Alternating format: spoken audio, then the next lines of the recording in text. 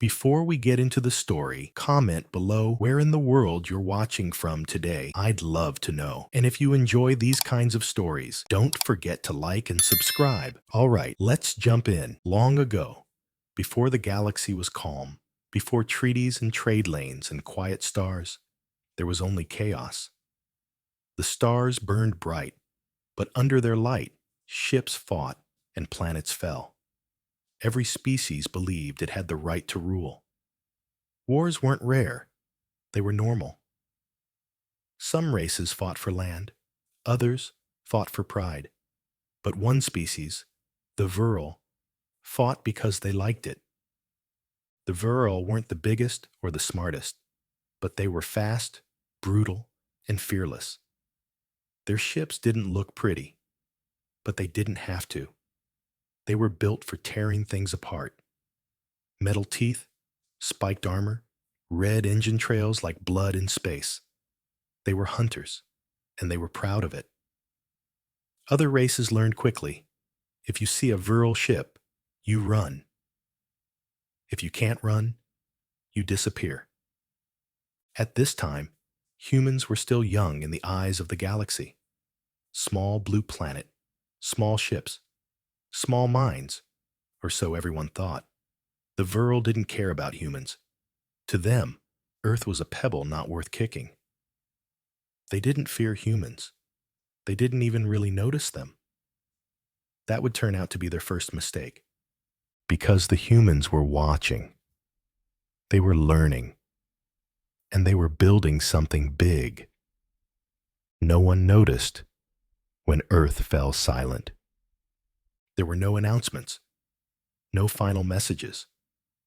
One day, the chatter stopped. Human beacons blinked out one by one. Trade stations went dark. Border satellites vanished. To the rest of the galaxy, it looked like humanity had simply given up. Some said they'd destroyed themselves. Others believed Earth had been taken in a quiet invasion, wiped clean while the rest of the stars blinked on, unaware. The truth was stranger. Earth had disappeared on purpose. Inside a fragile-looking planet covered in storm clouds and oceans, something was happening. Entire cities were moved underground. Factories vanished beneath tectonic plates. What remained above was a ruin by design. Cracked buildings, rusted towers, scorched earth. A trap for the curious. A message in dust. There's nothing here. Don't look deeper. And deep was where they went. Beneath the planet's crust, in a labyrinth of steel and silence, Earth built a cradle of war. They called it the Vault. It had no doors, no lights on the surface, just corridors carved through metal, humming with old codes and new weapons. It stretched for thousands of miles, lined with research labs, simulators, armories, and the hum of something growing. A ship. Not just any ship. A warship built in secret, forged not for patrol or diplomacy, but for vengeance. Not sleek or graceful like the Council's peace cruisers, but dark and angular. Its armor was thick, not for speed, but survival. Its engines were overpowered, meant for bursts through space rather than elegant flight paths. It had no broadcast ID, no alliance markings, only a name, painted in old Terran script near the bow. HSS Dreadnought. The Dreadnought wasn't made to carry diplomats. It didn't have passenger quarters or peace banners. It was designed around its core weapon, a prototype fusion lance buried in its spine, charged by a power source Earth had once sworn never to use again. Around it, a command deck made of blast-proof alloys, turrets that rotated with hydraulic groans like something alive, hull plating recovered from dead moons, stitched together with new tech Earth never shared. And inside, soldiers, not hundreds, not thousands, just 52. But they weren't regular troopers. These were Earth's last generation of warborn, humans trained not to defend, but to end wars before they started. They had grown up in the vault, no sunlight, no distractions, just combat simulations, weapon drills, neural training, and whispered stories about the galaxy above. Stories of betrayal, of abandonment, of enemies who laughed when Earth fell silent. These soldiers didn't want medals. They didn't want peace. They wanted a mission. And one day, they got one. No grand speech. No transmission to the council. Just a line of code blinking on the vault's master terminal. A set of coordinates far beyond council-controlled space. A void region uncharted by trade maps and long ignored by explorers. A black hole nearby. Radiation storms. A graveyard of derelict ships left from wars no one remembered. The dreadnought launched silently. No fanfare, no trail. Just a ripple in space, and then nothing. And that was the last time anyone saw a human warship. For years. Until the dying started. It started as a whisper. A distress beacon cut short. A mining vessel shredded mid-transmission. No survivors. No attackers identified. Just a wreck drifting near the edge of the aural expanse. Its hull melted inward, like something had crushed it from the inside out. Then a freighter convoy disappeared without a trace. 30 ships. Gone. Escorts, cargo, all of it. No signs of Drexar activity. No radiation signatures. Just silence and cold.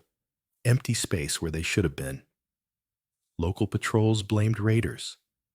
The council called it navigational error. But the ones who investigated, the ones who got too close, knew better. Because they saw the marks.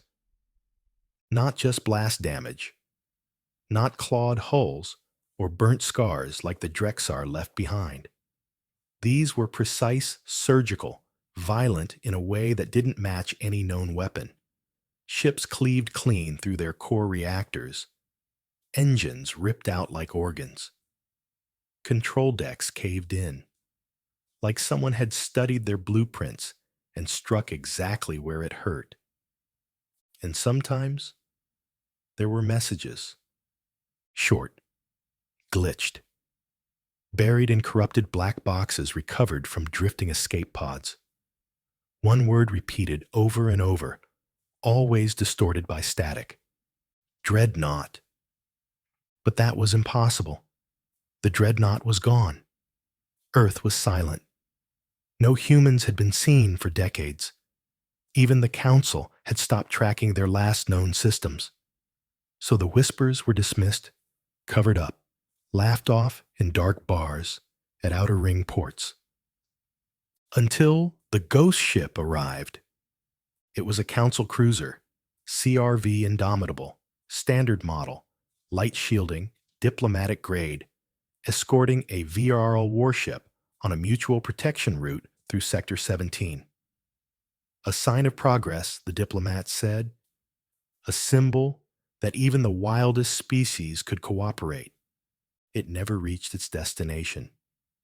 The last footage transmitted showed a long, dark silhouette emerging from a nebula cloud. No lights. No broadcast signature. Just a ship sliding through the black like a shadow. The Indomitable tried to hail it. The Viral ship charged weapons, claws out, bloodlust rising. Then the static came. And after that, nothing. No wreckage, no survivors. Just fragments of hull plating retrieved weeks later by scavengers. One piece, larger than the rest, was recovered and brought before the council. It had a name scratched into the metal, faint but unmistakable. HSS Dreadnought. Panic didn't spread immediately, not at first. The council had gotten good at hiding fear. But the Vril knew. They remembered. They weren't afraid of much. But this was different. This wasn't prey fighting back. This was a predator returned from the void. Because the dreadnought didn't speak, it didn't negotiate, it didn't even broadcast a warning.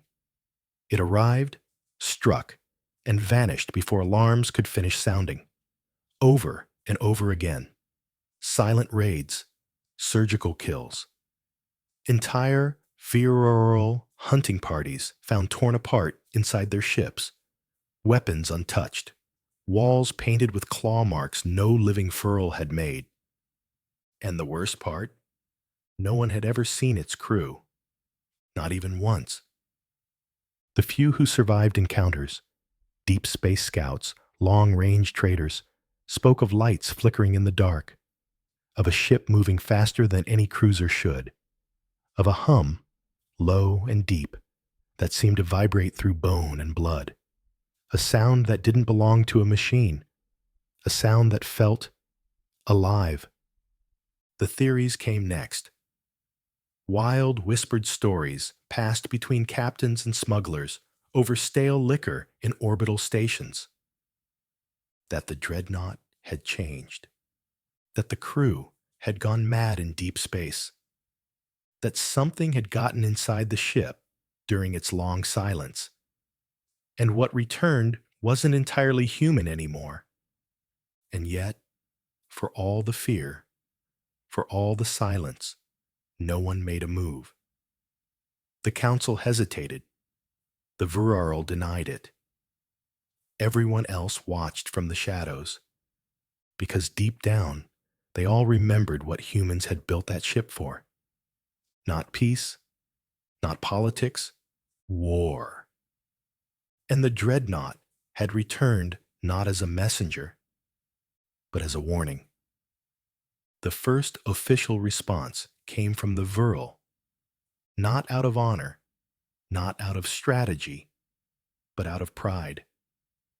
They couldn't stand the whispers anymore, couldn't stomach the idea that something out there, something human, was making them look weak.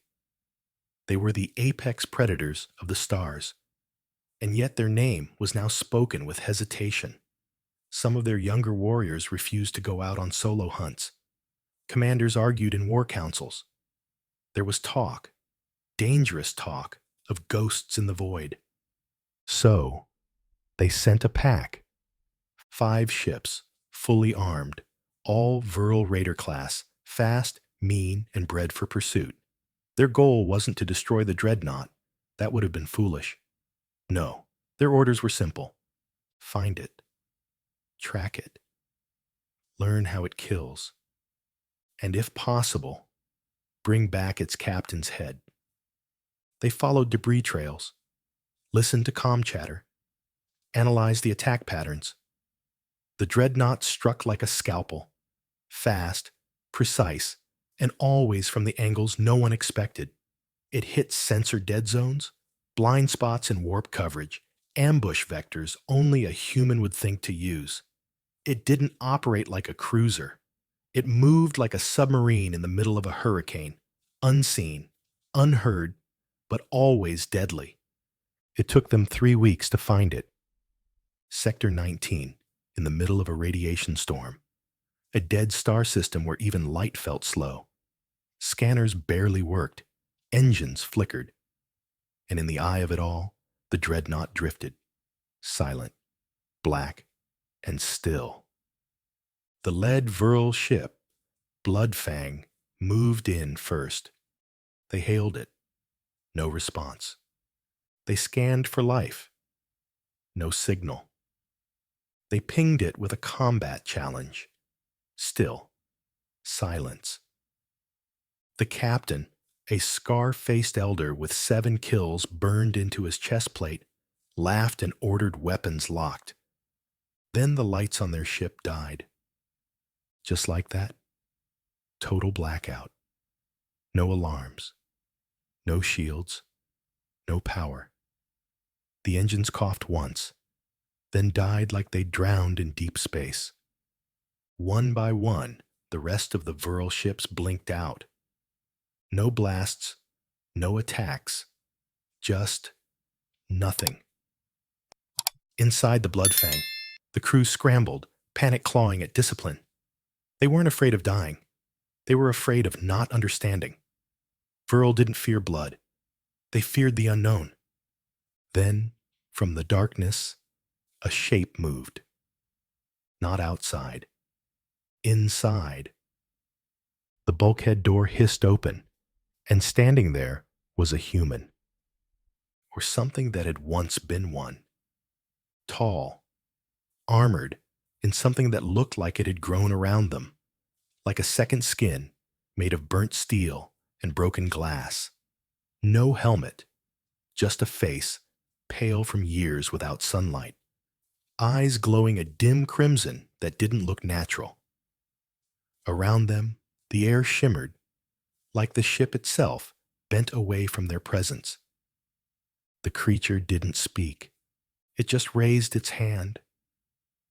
And every Virl on the command deck felt their weapons lock in place, not from jamming, but from being overridden, as if their own ships had stopped listening to them. A voice echoed through their minds, not loud, but deep. Ancient. You hunted us once. You forgot we could hunt too. Then the Bloodfang ruptured. No explosion, just a quiet burst of light, like a single heartbeat that never came back. The other ships never had time to run. They imploded within seconds, compacted into silent balls of metal and bone, floating in orbit around the dead system like strange new moons. The Council received a message less than an hour later. It wasn't a distress call. It wasn't a declaration of war. It was just footage. Grainy, silent footage from the final moments inside the Bloodfang. The image of that human standing in the doorway, looking at the crew like a god who had once bled and now remembered. The footage ended with a single line, scrawled into the video feed like someone had carved it with a knife. We are awake. And that's when the panic began. Not fear, recognition. The galaxy didn't fear the dreadnought because it was powerful. They feared it because it was human, and they remembered now. What humans were like when they stopped playing nice, when the quiet ended, when they brought war not to conquer, but to punish. But the worst part? The dreadnought hadn't even started hunting the Council yet. It was still in the outer systems, picking off raiders and old enemies, testing weapons, watching reactions. It was warming up.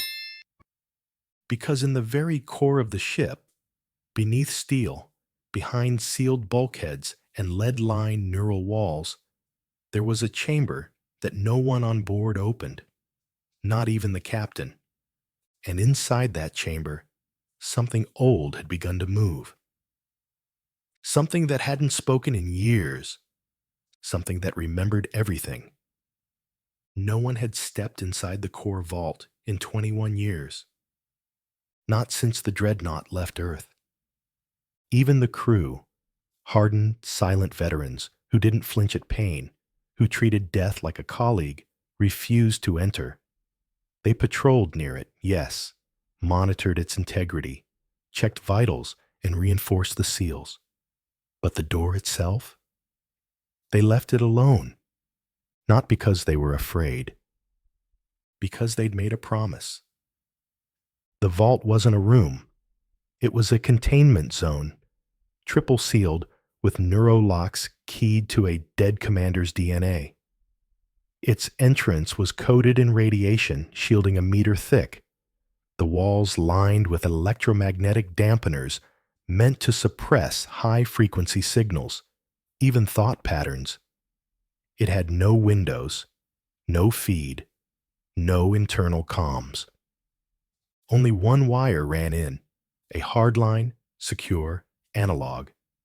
A wire that, once every week, blinked once. Just once. A signal that read, stable. That week, it blinked twice. And then again. On the third blink, the entire ship shuddered. Not from damage. Not from enemy fire. From within. Captain Merrick felt it first. Standing on the bridge, hand resting against a rusted railing, he didn't flinch when the lights dimmed. He didn't speak when the reactor hiccuped. He simply closed his eyes and whispered, "It's waking up." The crew didn't ask what he meant. They already knew. Every officer aboard the dreadnought had served under Merrick since the beginning. When Earth still had sunlight, when the vault was still being built, they'd watched the experiments, read the black file reports, followed the orders no one else in the galaxy even knew existed. Back then, they called it Project Revenant.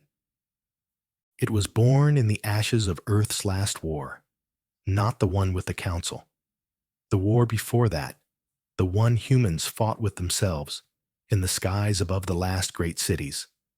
A war that taught them peace was not a gift. It was a lie, a moment between disasters. Project Revenant was never meant to be used, but humans were never good at following rules. They had built the dreadnought around it, not as a weapon, not even as a failsafe, but as a prison, because they weren't sure what they had made. They only knew it needed to be buried deep, surrounded by the toughest ship in their fleet, and flown into the kind of space where no one would ever find it. They called it a consciousness engine. Not artificial intelligence, not quite. It had no voice, no face, just code, memory, rage. It wasn't made to win wars. It was made to remember every human who had ever died in one. Billions of names poured into its matrix. Final thoughts, screams, sensor logs of battles lost, messages never sent, entire libraries of human loss fused into a neural web designed to never forget. And then they let it think. For years, it stayed quiet, listening, calculating, watching through the ship's eyes as it drifted, recording every encounter, every death, every betrayal. The crew had nicknamed it the Ghost. But the Ghost had a name for itself: Judgment. Now, as the ship pulsed under its awakening, the bridge lights flickered and data streams began rerouting. The main display darkened. New text began to scroll, characters in old Terran code glitching between languages long dead and syntax no one had taught the ship. Marek watched it without moving. "Is it talking to us?" His second-in-command, Lyra, asked, her voice barely a whisper. "No," Marek said. "It's thinking. Out loud." Then the voice came, not through speakers, not through systems, through them. A vibration in the chest, a pressure in the skull, not sound, a feeling. "They are not ready." No one on the bridge moved. The crew had always obeyed Marek, trusted his silence. But now, every pair of eyes slowly turned toward him, not out of doubt, but because they needed to know if this was the moment. Marek nodded once. "Open the vault." A sharp intake of breath. Lyra hesitated. "Sir, that violates—" He cut her off. "The Drexar are watching us now. The Council is trembling. And the Vril just lost 5 warships in under 60 seconds. It's no longer a matter of whether Judgment wakes up." He looked toward the sealed corridor that led down into the ship's core. "It already has." They descended in silence. The vault opened like a wound. sheets of armor retracting layer by layer, steam venting from every crack. The door groaned as it split down the middle, revealing not a chamber, but a void of black glass and silver circuits that pulsed with slow light. And at its center, suspended in a cradle of energy, was the core unit, roughly the size of a man, floating, rotating slowly, covered in etched names, millions of them, scrolling like falling rain, each one flickering as if plucked from a memory and dropped back into the void. Then the light steadied, and the voice returned. Humanity was forgotten. That was their first mistake. Let them remember. Suddenly, across nearby sectors, every Drexar ship received the same signal, a pulse, not a transmission, a digital howl. It overloaded their sensors, shorted their targeting arrays, bypassed their firewalls, and dumped one message into every command console. A list of names, human names, 1 billion of them. Each one marked with a single note beside it. Vengeance pending. The Drexar Overmind paused, and for the first time in its long, emotionless existence, it issued an order that no swarm had ever followed before. Retreat. But it was too late. Because the dreadnought wasn't hunting anymore. It was calling to every human outpost, every silent relay, every hidden colony seated in the cold. And one by one, they began to answer. The first outpost to respond was Haven 9, a hidden moon station built into the crust of an ice giant long forgotten by the Council. It had once been a science lab. Now, its long-range comms pulsed to life for the first time in decades. A single phrase sent on encrypted human channels. Acknowledged. Standing by. Then came the others. Coldforge, the Mars Remnant, Blacksite Vesta, the scattered arcs of the Exodus program. Sleeping fleets, ghost colonies, cryostations buried under asteroid belts. Every one of them awoke, dust shaking from the bones of long-dead ambitions. They'd gone into hiding when Earth vanished, built themselves into myths, wrapped in silence. Now, the silence broke. Across the stars, human systems that were believed to be lost responded with a single shared signal. A return code. One last call to arms. The dreadnought, orbiting in the dark above a forgotten star, received them all. Its hull flickered with new energy as dormant systems roared to life. Hidden weapons unlocked from vaults sealed since launch. Its engines, long throttled, surged with raw core fire. On the bridge, Captain Merrick stared at the glowing command interface and felt something shift. Not in the ship, but in the galaxy itself. Humanity wasn't alone. They never had been. The Council scrambled. Emergency sessions were held, reports filed in chaos, but there was no hiding from the truth anymore. The humans were back, and they weren't asking for a seat at the table. They were the table. The Drexar Overmind tried to adapt. It rerouted hives, shifted priorities, woke deeper layers of its intelligence web. It even summoned the last of the war spawn, those ancient biomechanical monsters too dangerous to unleash during most wars. But strategy was no longer on its side, because the war wasn't coming. The war had arrived, and judgment was leading it. The dreadnought became the spearhead. Behind it came a fleet not born from Earth alone, but from the scattered bones of every colony that had once called themselves human.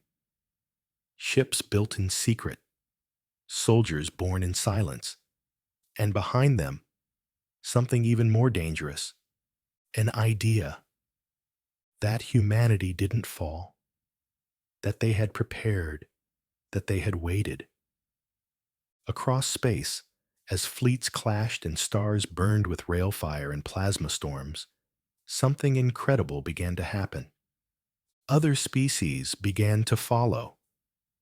Not the Council, not at first, but those left in the cold, the cast-offs, the ignored. They saw what humanity had done. They remembered how the Council had watched while the Drexar erased worlds.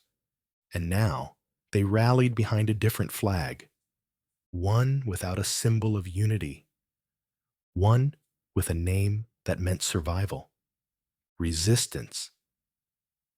And so the war escalated, not just humans versus Drexar, but the forgotten versus the devourers, the broken versus the swarm. At the center of it all, the dreadnought flew like a blade, each kill remembered, each shot fired with purpose. Inside its vault, judgment ran silent, no longer pulsing commands. It didn't need to speak anymore. The galaxy had heard its voice. It had become an echo. The final battle didn't happen over a famous world, not a council city, not Earth. It happened in the void, in the space between stars, where gravity died and light thinned and everything felt still. There, the Drexar unleashed their last horror, the hollow seed, a living sun, grown from the neural biomass of fallen hives, its gravity field crushing reality around it. It moved like a star on fire, dragging entire fleets into its burn. Its maw opened across dimensions, spitting antimatter and death. And into that maw flew the dreadnought. No fleet, no escorts, just one ship, one memory, one message. Inside, the crew was silent. No one spoke. There was nothing left to say. Merrick sat at the helm, armor cracked, breath shallow, eyes fixed on the thing ahead. He didn't flinch as alarm screamed. "Judgment," he said quietly. "Ready." The vault opened on its own. And for the first time, something stepped out. Not quite man, not quite machine, a shape made of flickering light and molten circuitry, wrapped in names, burning with the sorrow of 10,000 lost wars. Judgment had built itself a body, not to rule, to remember. It stood beside Marek, and together they fired. The dreadnought's core detonated inwards, collapsing into a singularity, dragging the hollow seed into its heart. It wasn't a suicide run. It was justice, a wound torn in space so deep that even memory couldn't escape it. Silence followed. No transmission, no echo. Just stars, blinking.